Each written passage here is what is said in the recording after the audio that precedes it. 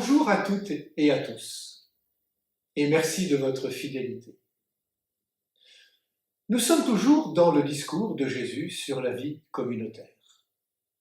Après avoir vu la place du petit et du faible dans la communauté, Jésus, à la suite d'une question posée par Pierre, nous éclaire sur l'indispensable pardon. Si le péché est une œuvre de décréation, le pardon est une œuvre de recréation. Souvenons-nous qu'au commencement de la création, Dieu prend le risque de créer les humains que nous sommes et de les créer libres.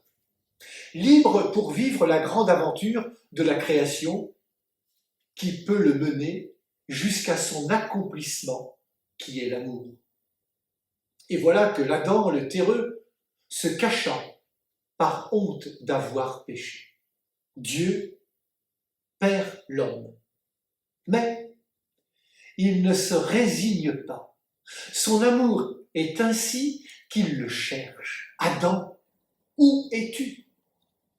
Jésus, illustré par le berger de la parabole, ne se résigne pas non plus et va chercher la brebis qui s'égare.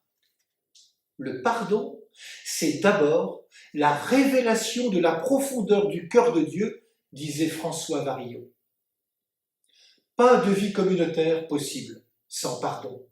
C'est pourquoi il doit être au cœur de toutes nos relations. À la question de Pierre, combien dois-je pardonner à mon frère ? Jésus répond, jusqu'à 70 fois 7 fois. Autrement dit, jusqu'à l'infini.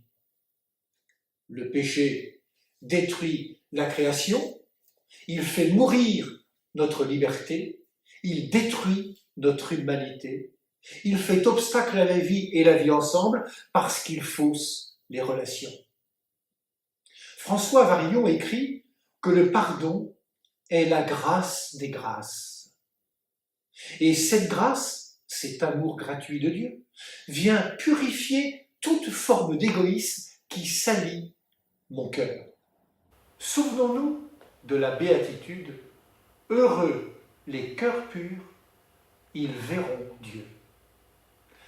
Elle est importante, cette béatitude, parce qu'elle nous dit quel est le but ultime de notre vie, la vision de Dieu, être avec lui, partager sa vie, être comme lui, dira saint Irénée.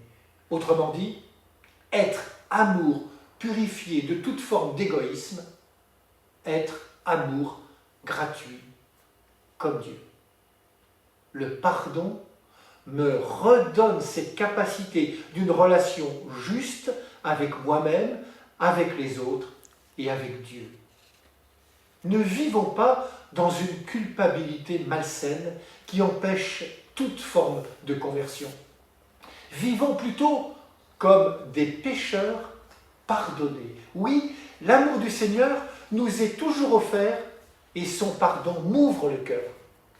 Vivre en pécheur pardonné, c'est avoir pris conscience que je suis pécheur, mais que je suis rejoint par Dieu au cœur de ce qui me blesse et blesse la création.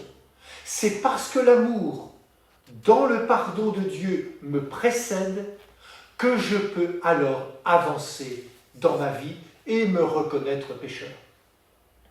Un cœur pur est nécessairement aussi un cœur dépouillé, qui sait s'abaisser et partager sa propre vie avec celles et ceux qui sont dans le besoin.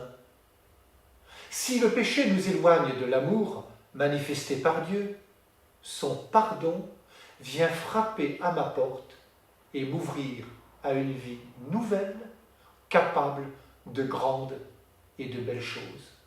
Voilà ma vocation. Alors, vivons en pécheurs pardonnés. Bonne journée à toutes et à tous.